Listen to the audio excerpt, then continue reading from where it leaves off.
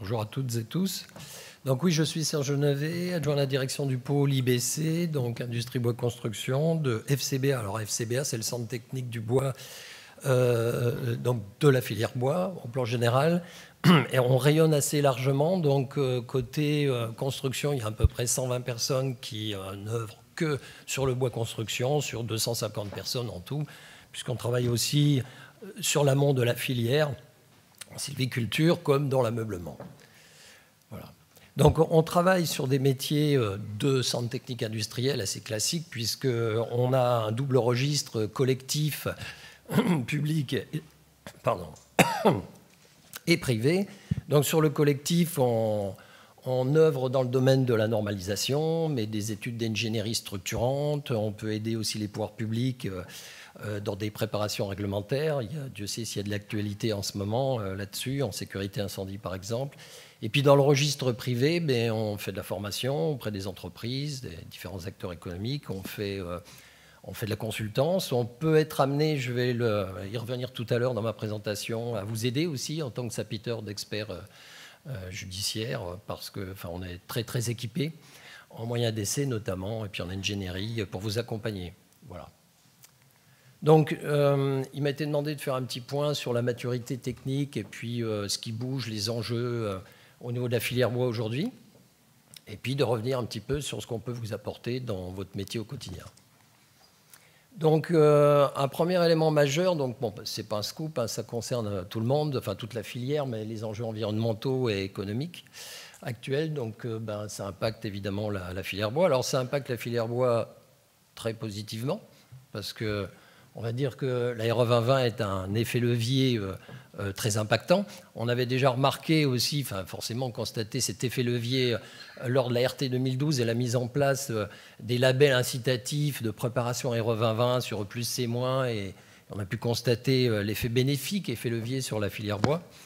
Maintenant, voilà, comme toutes les filières, rien n'est gagné. C'est-à-dire qu'il y a le positionnement actuel de la filière, de par ses, on va dire, ses qualités intrinsèques embarquées. Et puis, il y a le challenge à horizon secondaire, on va dire. Et rien n'est gagné parce qu'on s'aperçoit que voilà, les systèmes constructifs bois sont potentiellement associés à d'autres parties de l'ouvrage, des corps d'état secondaires. Et puis, on s'aperçoit en faisant des modélisations, des simulations, que si on rajoute 3 à 4 couches de plâtre là où on peut en mettre que 2, par exemple, le bilan environnemental, il n'est pas le même. Donc, quand on se projette à horizon 2030 ou plus, voilà, la filière a à travailler en termes d'optimisation de ces solutions pour un positionnement optimal du point de vue environnemental.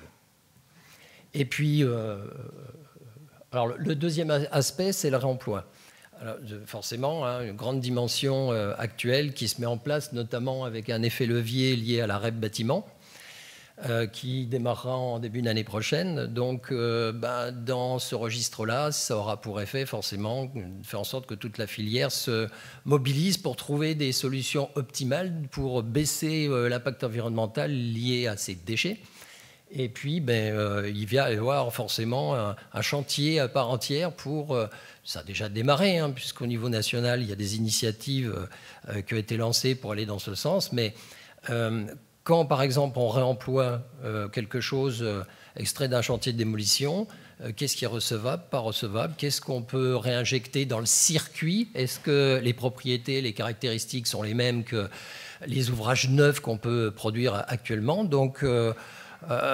nous pensons notamment que la voie idéale serait de confier aux commissions de normalisation des DTU ce chantier-là d'introduction dans les DTU de la façon d'appréhender le réemploi, par exemple. Voilà.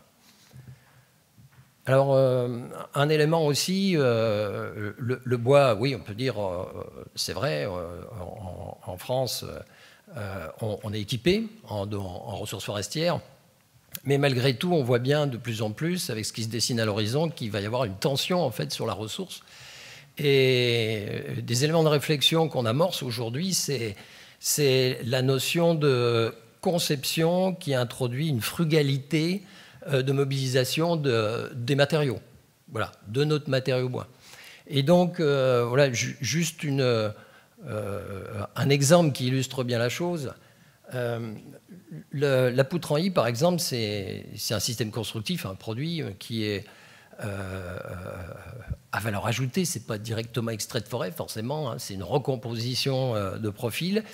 Mais il illustre très bien cette notion de réflexion, d'optimisation de la ressource. Parce qu'on ne peut pas plus, pour générer du mur, par exemple, aujourd'hui, qui doit embarquer, on l'a vu dans l'intervention précédente, des épaisseurs de plus en plus grandes d'isolant, on ne peut pas rêver mieux, en fait, de compromis mécano, thermico, économico, je veux dire, et frugalo, même ressources. On ne peut pas mieux que ça, en définitive. Quand on fait des études un peu poussées d'optimisation, on se rend compte que c'est un produit performant. Et pourtant, aujourd'hui, il n'est pas du tout utilisé, ou très peu, on va dire, très peu utilisé dans ce registre, malheureusement. Et donc, il va falloir se prendre en main, on est de la filière, et puis on a fait, avec le Codifab, une première tentative, puisqu'on a sorti un guide d'optimisation des performances mécaniques, notamment de ces parois verticales, pour faire en sorte qu'ils soient traditionnalisés à terme. Voilà. Alors, la poutre en I, aujourd'hui, elle est sous avis technique. Dans cette initiative récente, on a ressenti un regain d'intérêt et on a certains industriels qui se sont dit, tiens, on va peut-être réinvestir. Bon, on espère que ça va inciter à faire bouger les lignes. Il y a un autre enjeu aussi actuel, c'est la réflexion sur la diversification d'usage et d'utilisation d'emploi des différentes essences. Donc, il y a notamment les pouvoirs publics on peut le comprendre, très soucieux d'optimiser notamment les feuillus qui sont sous-employés aujourd'hui. Et donc, il y a des initiatives actuelles et puis des financements qui vont être mis en place pour tenter de trouver des débouchés améliorés. Et puis l'impact du changement climatique, forcément, sur la filière, c'est pas neutre, parce que on commence à voir les épicéas scolités, si vous avez entendu parler, qui dépérissent. On commence à voir des hêtres qui commencent à avoir des problèmes. Enfin bon, c'est connu dans la filière. Donc on s'attend de toute façon avec le changement climatique à devoir modifier les lignes, revoir la façon d'aménager les peuplements forestiers, diversifier en essence pour faire face à l'évolution, malheureusement. La flambée des coûts de l'énergie, donc ça c'est propre à toutes les filières. On pourrait se dire que la filière bois, c'est vrai d'ailleurs je pense par rapport à d'autres filières, est moins handicapée parce qu'elle est moins énergivore. Mais malgré tout, il faut savoir qu'aujourd'hui, ça y est, c'est un peu, il y a des émulations un peu de partout, et puis on est sollicité parce que un séchoir, c'est très énergivore, donc qu'est-ce qu'on peut faire pour optimiser la dépense énergétique associée à parce que du collage à usage structural pour du bois lamellé collé, il faut chauffer les ateliers à 18 degrés en hiver, donc imaginez la dépense énergétique correspondante. Donc il y a des industriels qui nous posent la question, est-ce qu'on ne pourrait pas un petit peu abaisser la température sans évidemment mettre en péril la qualité du matériau. Donc c'est ce genre de réflexion qui s'opère aujourd'hui. Voilà. Donc je le disais déjà, ça fait un peu redondance, recherche de frugalité optimisée en conception des ouvrages. Il y a à ce niveau-là donc beaucoup à réfléchir. Je donnais juste un exemple tout à l'heure. Et on observe aussi dans la filière vraiment une nette tendance à la réflexion des investissements pour transformer les sites de production en sites de production d'énergie, forcément. Voilà. Alors, une autre tendance, je parlais là d'économie d'environnement, mais une autre tendance au niveau de la filière, amorcée depuis quelques années déjà, mais qui peine à se développer, à démarrer, et je vais l'expliquer. De façon un petit peu simpliste peut-être, mais synthétique, on va dire que la filière bois en France, pour le gros œuvre bois, les structures en bois, s'articule depuis une bonne cinquantaine d'années entre une culture d'entreprise qui ont maîtrisé les notions d'enveloppe, la culture ossature bois, qui a développé depuis les années 70 de la construction ossature bois de petites dimensions, la maison, mais aussi des petits collectifs, du R+1, R+2. Et on va dire tacitement, on va dire que le DTU qui précédait, en fait, il y a quelques années, depuis sa genèse, était interprété en termes d'usage pour aller jusqu'à R+2 à peu près. Voilà. Et on a mis la démultiplier récemment, puisqu'on a porté son scope à 28 mètres pour réaliser on va dire des ouvrages de plus grande dimension. En parallèle à cette culture enveloppe, on a sur le terrain, là aussi depuis les années, là c'est de la culture ancestrale en fait qui vient de la charpenterie. Les charpentiers qui se sont appropriés des technos nouvelles dans les années 70-80, le bois lamellé collé, maintenant le CLT, etc. Et donc ils sont en capacité de faire des ouvrages impressionnants aujourd'hui, d'une grande portée. Donc on a des calculateurs chevronnés à ce niveau-là, on a des gens très compétents en enveloppe. Donc, en fait, pour faire des bâtiments de ce type-là, il faut la conjugaison des deux. Donc, on s'aperçoit aujourd'hui qu'il y a toute une boîte à outils au service du bâtiment multi-étagé à construire.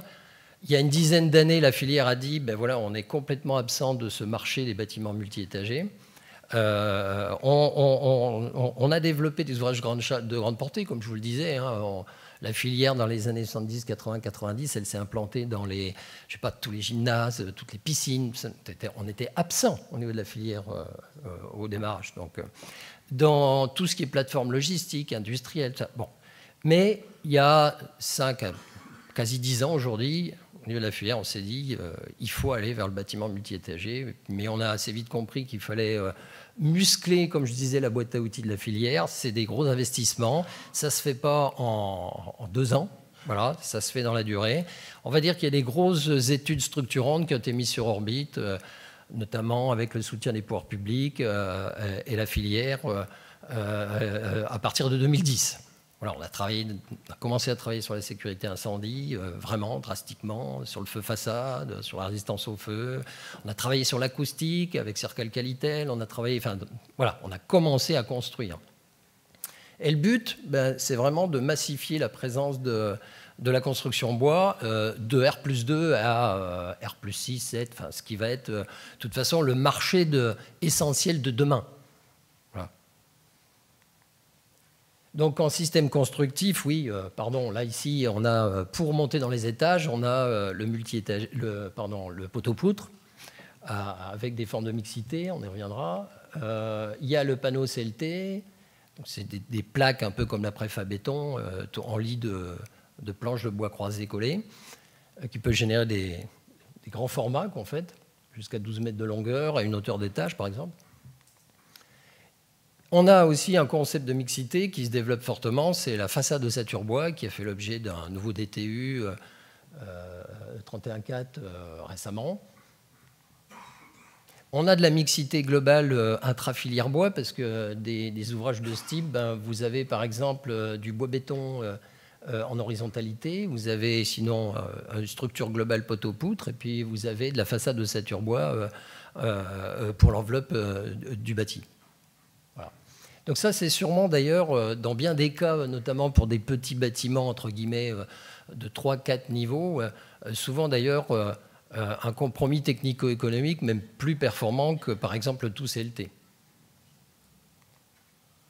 Voilà. Donc la conséquence de tout ça, il y en a deux, j'ai un peu évoqué, mais un, on ne peut pas prétendre côté filière bois, à monter dans les étages, si derrière, on n'a pas une puissance de feu, notamment en préfabrication, industrialisation, un outil adapté et structuré.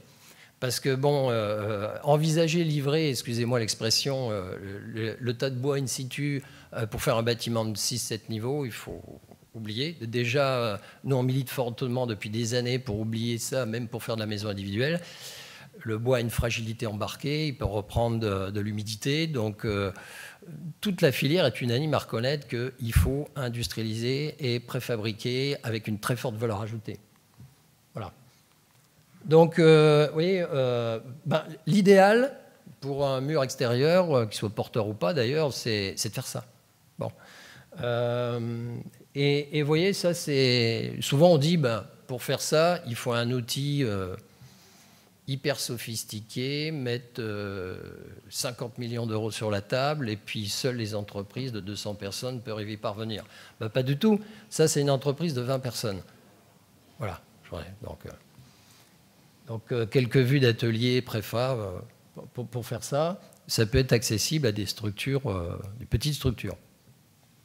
Et donc, l'idéal, là aussi, et c'est le message, alors là vous êtes réunis au travers de vos métiers d'experts judiciaires, mais en tant qu'architecte, ce qui est très important pour la conception des ouvrages, c'est de faire en sorte que l'expression optimale de cette potentialité de préfabrication, elle soit permise. Et pour qu'elle soit permise, eh bien, forcément, si un acteur doit préfabriquer l'intégration de ses fenêtres dans son atelier, des isolants, d'une bonne partie du bardage extérieur, il faut que l'allotissement en fait, du marché de travaux corresponde à cette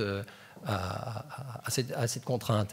Et donc, l'idéal, c'est de fonctionner en conception macrolo, de sorte que ces notions de structure enveloppe, revêtement extérieur, menuiserie et extérieur puissent être intégrées en préfa. Voilà. Et ça, on le voit encore pas suffisamment, trop peu, et donc il y a plein d'opérations sur lesquelles la filière ne va pas répondre parce qu'elle sait qu'elle ne sera pas positionnée, parce qu'elle ne peut pas s'exprimer telle que. Voilà. Et puis, comme je le disais tout à l'heure, le deuxième challenge aussi là-dessus, en termes d'évolution, c'est l'adaptation réglementaire et l'enrichissement de la boîte à outils. Donc, bon, c'est pas exhaustif, là, cette slide, hein, mais c'est l'essentiel, on va dire, des cailloux dans la chaussure actuellement. Voilà.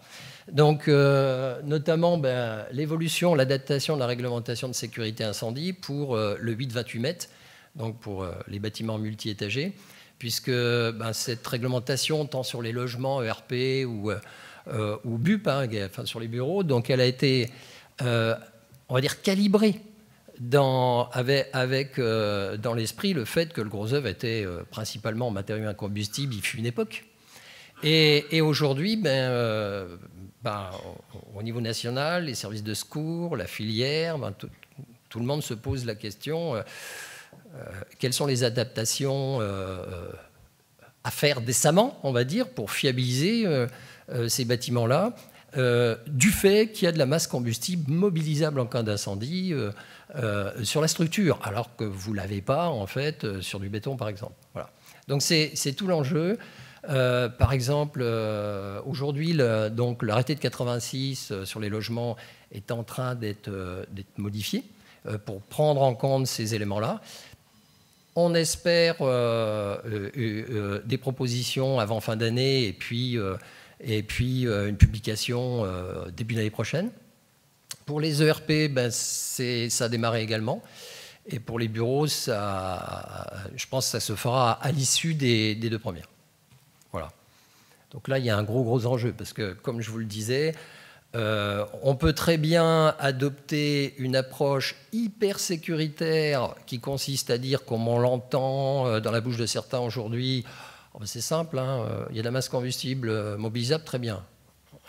On fait x2 sur l'exigence on va dire, de résistance au feu sur la structure, en systématisant par exemple un écran thermique complet en plaque de plate ou autre qui apporte à lui seul la durée réglementaire, et puis on flambe le coût de construction, on flambe l'impact environnemental, on flambe tout, et puis c'est pas ce que j'appellerais un compromis intelligent. Voilà, on est dans un changement de paradigme, on a besoin, en termes de contribution à la décarbonation dans le bâtiment, de matériaux bois et biosourcés. Donc, à un certain moment, il faut adapter nos pratiques, puisqu'on est en changement de paradigme, on en a besoin, c'est un fait. Comment on se met en ordre de bataille pour optimiser, je dirais, les solutions en multicritères, voilà, pour faire émerger des bâtiments viables, sécuritaires, mais dans le scope de nos contraintes environnementales. Un deuxième aspect aujourd'hui qui a émergé il y a 1 ou 2 ans, c'est sur les façades de ossature bois non porteuses suspendues sur des bâtiments multi-étagés. ben, le bois bouge un peu, donc il y a quelques déformations. Et donc la problématique qui est née, c'est quid de la déformation des systèmes de revêtement qui s'assoient sur ces fobs suspendus. Est-ce qu'il n'y a pas des risques de fissuration ou autre? Alors bon, dans le cadre des JO, par exemple, le problème a été pris à bras-le-corps, et puis il y a un guide technique à l'initiative de la Solidéo, donc écrit notamment par le CSTB, qui a fait émerger pour 2 solutions de revêtement extérieur des orientations. Dans ces guides techniques figurait une amorce descriptive de protocoles spécifiques permettant cette vérification d'adéquation. Et donc, côté FCBA, nous avons surfé là-dessus pour proposer vraiment un protocole très détaillé. Et du coup, dans le cadre des JO, mais pas que, on a un certain nombre d'industriels qui testent leurs solutions aujourd'hui. Et on s'aperçoit, parce que même si on ne savait pas trop au départ, et oui, notamment les bureaux de contrôle ont mis ça en évidence, dit ils ont raison, ils n'ont pas raison. Intuitivement, on n'avait jamais eu de retour de malfaçon, parce que des FOB, avant que le DTU 31.4 n'émerge, il y en a eu sur un certain nombre de chantiers, donc on n'a jamais eu de pathologie là-dessus, mais il a fallu se mettre en ordre de bataille pour démontrer, avec preuve par 9, que ça se passait bien. Et les 5-6 premiers grands essais qu'on a pu faire avec des gros industriels sur des éthiques, sur enfin, un certain nombre de revêtements, c'est 100% de réussite. Voilà, donc pas de problème à ce prix. Mais voilà, on est contraint de montrer patte blanche. Alors, optimisation de solutions au niveau acoustique. L'acoustique en laboratoire, très bien. Mais quand vous faites un bâtiment multi-étagé en bois, que vous avez des grandes structures, en fait, poteaux-poutres, qui sont traversantes d'une unité de vie à l'autre, vous pouvez avoir des transmissions solidiennes parasites. Et donc, on a commencé à travailler au niveau de la filière, avec Edith Bois notamment, dans le cadre d'une grosse action acoustique sur ces 2 dernières années, a commencé à identifier des outils de modélisation pour la prédiction au stade de conception du bon comportement de ces structures au niveau acoustique. Mais il y a encore du travail. Et puis, alors, c'est pas le tout de faire des boîtes à outils hyper complètes au niveau de la filière. Il faut aussi transférer le savoir. Et la filière aujourd'hui, au travers des financeurs France Bois Forêt, Lamont et Codifab Laval, sont très soucieux de la chose. A été mis sur orbite, notamment il y a quelques années, Catalogue Bois Construction.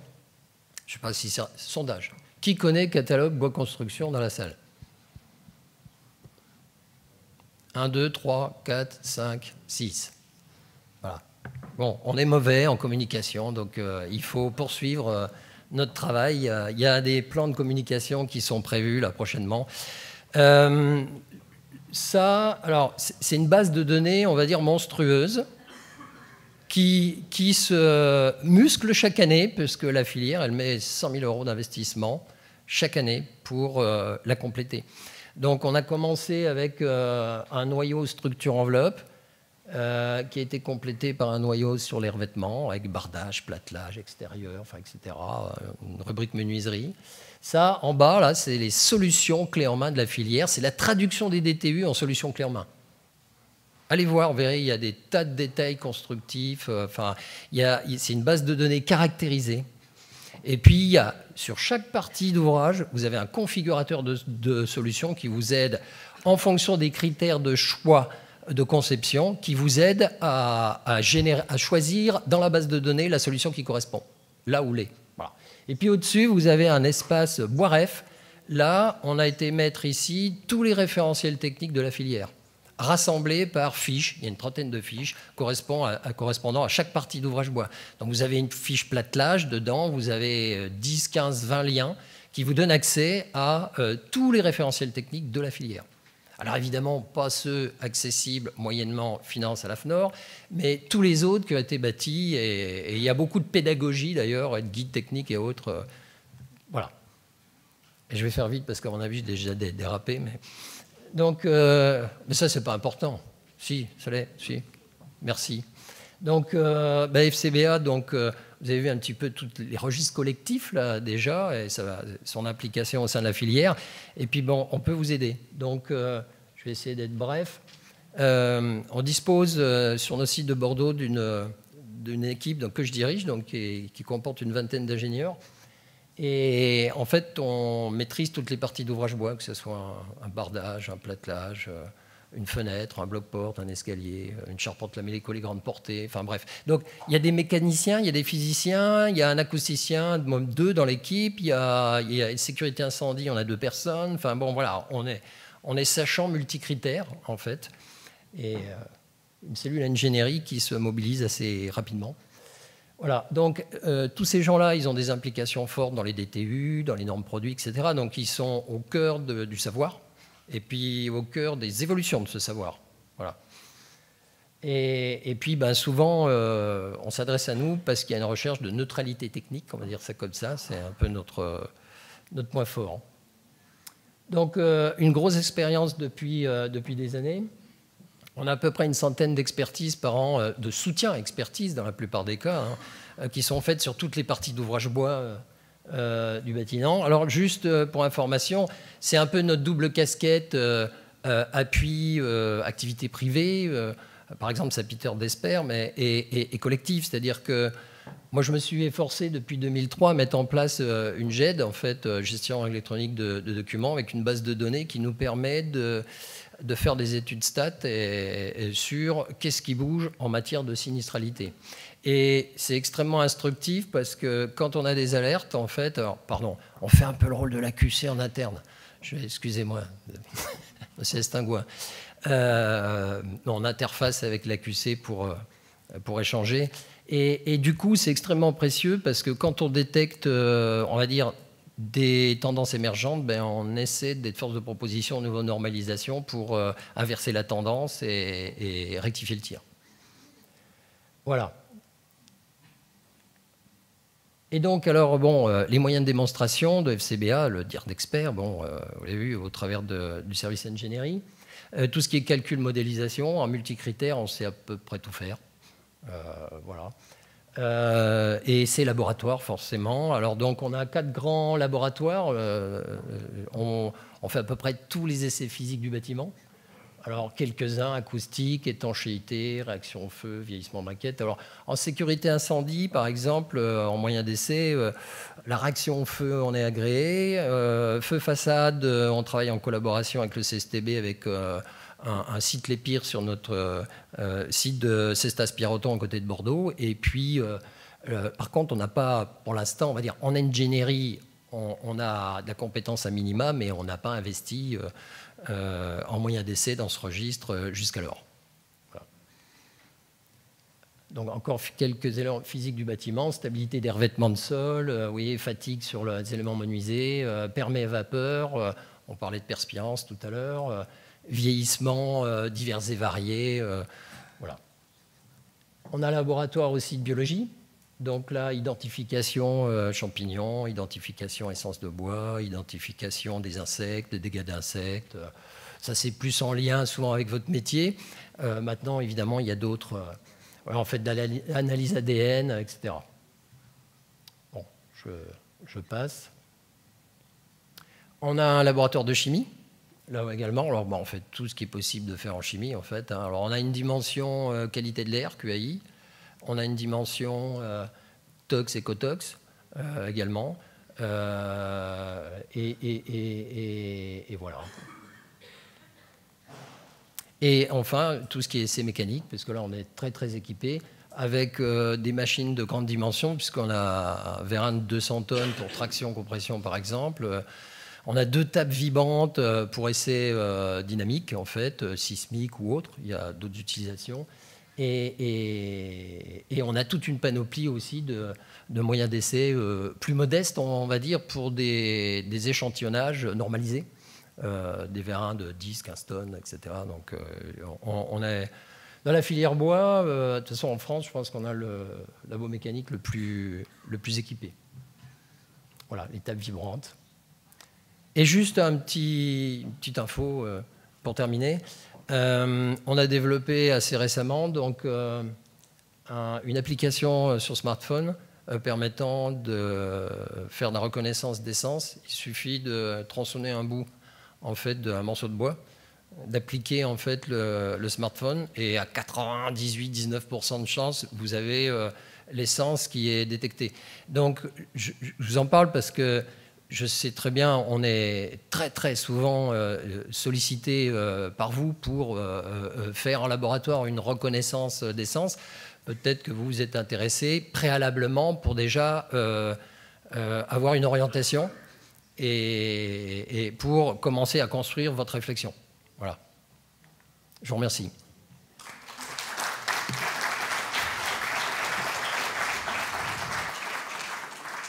Merci infiniment à notre intervenant. Si vous avez des questions à poser assez rapidement, malheureusement, parce qu'on a pris un petit peu de retard, la parole est à vous.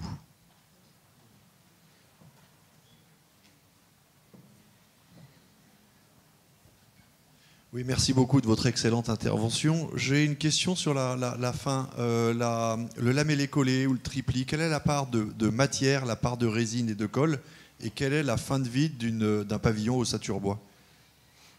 Alors, c'est vaste comme question. Hein, parce que, sur le lamellé-collé, les parts de colle sont très minimes. Parce que déjà, à l'époque, alors aujourd'hui, ça s'améliore du point de vue environnemental dans d'un année, c'est comme tout, hein, mais déjà à l'époque des mélamines URF formol, en fait, largement majoritaires, même à l'époque des résorcines, des essais par la filière avaient été entrepris auprès de laboratoires indépendants pour mesurer en fait les émanations en fait et la part de et le bois lamellé-collé avait été taxé produit vert à l'époque, donc c'est extrêmement faible en fait, la proportion extrêmement faible. Parce que en fait, ce qu'il faut comprendre, c'est que les colles à usage structural ne fonctionnent qu'en joint mince. Si vous générez du joint épais, la qualité de collage est hors clou. Vous chutez considérablement la résistance mécanique. Donc ces familles de colles ne fonctionnent qu'en joint mince, voire même très mince. Donc forcément, ça génère peu de déchets, on va dire, entre guillemets, liés à cette présence de colle. Après, fin de vie de la construction bois. La construction bois, il y a plein de matériaux. Donc, il y a le bois massif, il y a les panneaux. Aujourd'hui, les systèmes ainsi faits, je parle des produits, comment dirais-je, intégrés dans les volumes intérieurs. Au sens de la REP bâtiment, ils sont tous réemployables, sans problème particulier. Après, ben, il faut se donner la peine de déconstruire pour reconstruire. Enfin, voilà, bon. Donc, vous prenez un panneau ossature bois en fin de vie. Alors, je sais que ça peut durer 100 ans. Hein. On a fait, voire plus. On a fait une étude pour alimenter des hypothèses d'ACV il y a 3 ans, qui consistait à aller voir sur le terrain les toutes premières constructions ossature bois au sens du DTU 31.2 sur le territoire. On en a trouvé 15, vingtaine de plus de 70 ans. Vraiment, c'est précurseur à l'époque. Et bon, bah, il n'y a pas de miracle. S'ils sont correctement entretenus, il n'y a pas de problème. Donc, ça continuera encore pendant 30 ans, 40 ans, enfin voilà. Celles qui ont été négligées, d'ailleurs, elles n'existent plus. Enfin, mais c'est valable pour tous les systèmes constructifs, quoi.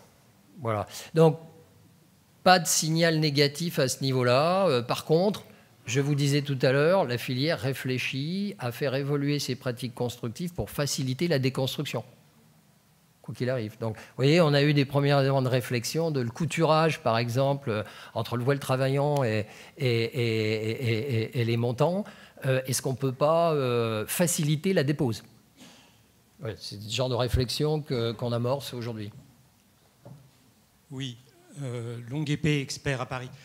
J'ai une question sur l'entretien, parce qu'en fait, on sait qu'en France, les gens n'entretiennent pas le bâtiment, ils savent que c'est garanti 10 ans, donc ils ne font rien pendant 10 ans.